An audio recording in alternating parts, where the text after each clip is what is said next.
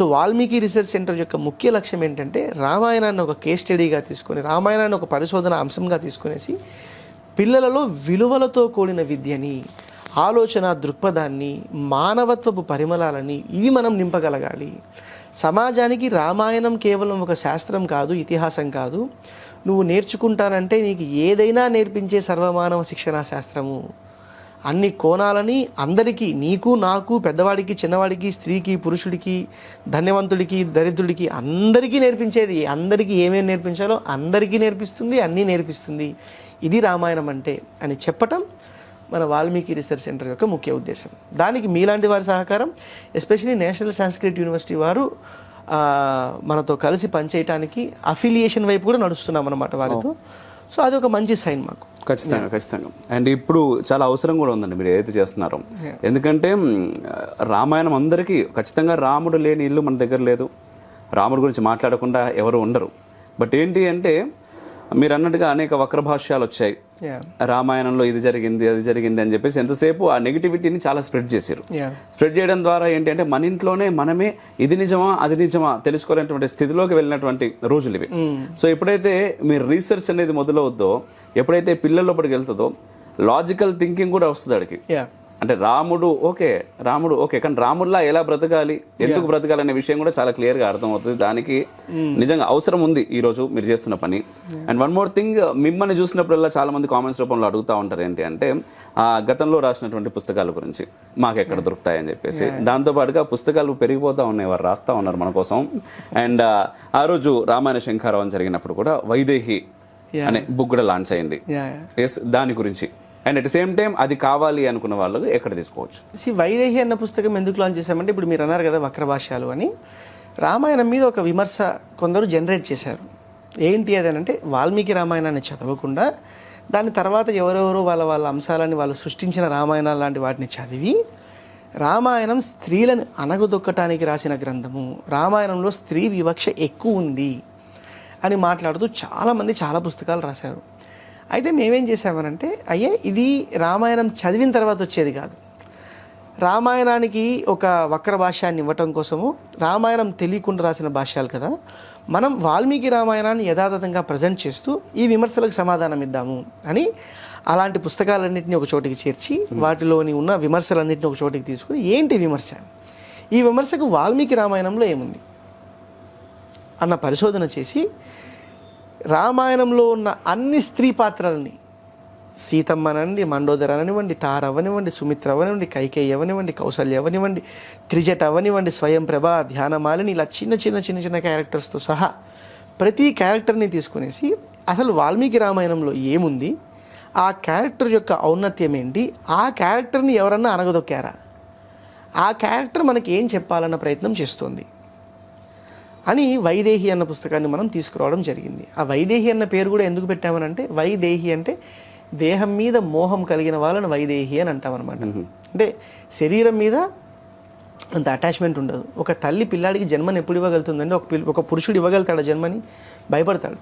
కానీ తల్లి నా శరీరానికి ఏమైపోయినా పర్లేదు, నాకు నొప్పి ఎంత వచ్చినా పర్లేదు, నేను పిల్లాడికి జన్మని ఇవ్వాలని కోరుకుంటుంది. అంటే తన దేహం మీద మోహాన్ని విడిచింది కాబట్టి ఒక జన్మకు కారణమవుతోంది తల్లి. అలా స్త్రీ అన్నది వైదేహి, అంటే ఒక స్త్రీ వైదేహి అన్నదానికి సినానిమ్ అంటాం కదా, పర్యాయపదం అని అంటాం కదా.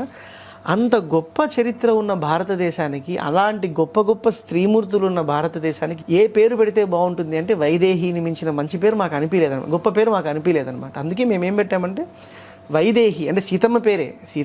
సీతమ్మ కూడా రాముడి కష్టాలు తన కష్టాలు అనుకొని వెళ్ళింది. ఎన్ని కష్టాలు వచ్చినా తన శరీర సుఖాలు చూసుకోలేదు. వైదేహి ఫైన్, కానీ ప్రతి స్త్రీ వైదేహి. నాకేమైనా పర్లేదు, నేను జన్మనివ్వాలి అని కోరుకున్న ప్రతి స్త్రీ వైదేహి కాదా? నేనేమైపోయినా పర్లేదు, నా పిల్లలు బాగుండాలనుకుంటున్న ఈ భారత భూమి వైదేహి కాదా? అందుకని చెప్పి మేమేం పెట్టామంటే ఫెమినిజం బియాండ్ బౌండరీస్ అని పెట్టామన్నమాట దాని title. Feminism beyond boundaries. Boundaries అని అంటే అది దేశం అవ్వచ్చు, కాలం అవ్వచ్చు, పరిస్థితి అవ్వచ్చు, జెండర్ అవ్వచ్చు. వీటన్నిటికీ మించిన ఫెమినిజం ఏదన్నా ఉందనంటే అది రామాయణమే. అది రామాయణంలోనే కనిపిస్తుంది. నిజంగా ట్రూ ఫెమినిస్ట్ ఎవరన్నా ఉన్నారంటే అది రాముడు మాత్రమే. ఫెమినిజం, స్త్రీ సంక్షేమం, స్త్రీ అభివృద్ధి, ఉమెన్ ఎంపవర్మెంట్, ఇలాంటి మాటలకి పరాకాష్ట, the best form of explanation ఎవరిని చూస్తే అర్థమవుతుందంటే రామచంద్రుని చూస్తే అర్థమవుతుంది. ఎలాగా కమాన్ అదే వైదేహి బుక్లో రాసుకొని వచ్చాం అనమాట. ఇప్పుడు మీరు అన్నారు వక్ర భాష్యాలని. ఇప్పుడు ఒక కథ జరుగుతూ ఉంటుంది. రాముడు సీతమ్మతో అడవికి వెళ్ళాడు, రావణాసురుడు తీసుకువెళ్ళాడు అడవికి, అపహరించాడు లంకకి అని. ఇక్కడ ఈ కథలో 3 క్యారెక్టర్స్ ఉన్నాయి, రాముడు, సీతమ్మ, రావణాసురుడు. దీంట్లో రావణాసురుడు సీతమ్మని చెరబట్టటము లేకపోతే అపహరించటం అని చూసి ఎవడన్నా రామాయణం స్త్రీలకు విరుద్ధంగా ఉంది అని రాస్తే వాడి అవగాహన ఎంతవరకు ఉంది? అంతవరకే ఉంది, పరిమితమైనది. అలా కాదు, ఒక స్త్రీకి జరిగిన అన్యాయానికి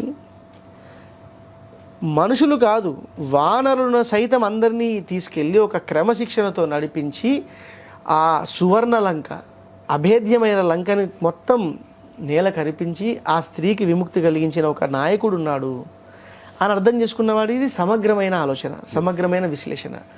సో సంకుచితమైన అండ్ ఇన్కంప్లీట్ అంటాం కదా, అంటే సంకుచితం అంటే నారో మైండెడ్, ఇన్కంప్లీట్ అంటే అవగాహన లేని ఈ ఎక్స్ప్లెనేషన్స్తో కాదు, నిజమైన వాల్మీకి రామాయణంతో మనం ఎక్స్ప్లెనేషన్ ఇవ్వాలి, అది సమాజానికి అందించాలి. ఇప్పుడు నేను చెప్పటం కాదు, ఇది ఉంది రామాయణంలో. మనం ఆ పుస్తకంలో ఏం చెప్తున్నామంటే వాల్మీకి రామాయణంలో ఇది ఉంది, ఇది చదివి మీ ఒపీనియన్స్ మీరు ఫ్రేమ్ చేసుకోండి. అది చదివిన తర్వాత కూడా రామాయణం యాంటీ ఫెమినిస్టిక్ అంటే అది మీ ఇష్టం.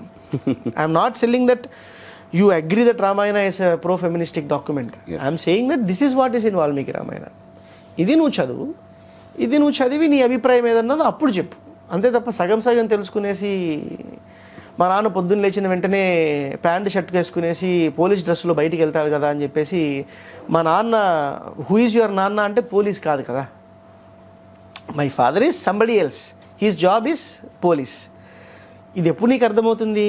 మీ నాన్న ఇంట్లో ఎలా ఉంటాడు, ఉద్యోగం ఏంటి, ఉద్యోగం తర్వాత ఏంటి, ఉద్యోగంలో ఏంటి, ఇవన్నీ తెలుసుకున్నప్పుడు మీ తండ్రి గురించి స్పష్టంగా మాట్లాడగలుగుతాం. సో రామాయణం గురించి మాట్లాడాలంటే మన తల్లి తండ్రి డాక్యుమెంట్ కదా అది. రాముడు సీతమ్మ డాక్యుమెంట్ అంటే ఎవరి డాక్యుమెంట్ అది? మన తల్లి గురించి మన తండ్రి గురించి వాల్మీకి మహర్షి మనకు అందించిన అద్భుతమైన ఎక్స్ప్లెనేషన్. దాని గురించి మాట్లాడడానికి ఒక బాధ్యత తీసుకోవాలి మనం. ఆ బాధ్యత ఏంటి? చదవటం, చదివి మాట్లాడటం అన్న బాధ్యత తీసుకోవాలి. అందుకని ఈ పుస్తకం తీసుకురావడం జరిగింది. అది కావాలనుకున్న వాళ్ళు మీకు మెసేజ్ పెట్టొచ్చు, లేకపోతే మన వెబ్సైట్ ఉంది, తవాస్మి వెబ్సైట్, tawasmi.com అని, tawasmi.com అని డిస్క్రిప్షన్ లో పెడతాము. అది కూడా దానిలో లింక్స్ ఎక్కడ మేము అందజేసి వెబ్సైట్ ఓపెన్ చేయొచ్చు. దానిలో చాలా పుస్తకాలు ఉన్నాయి, ఇంకా చాలా రాబోతున్నాయి. మీరు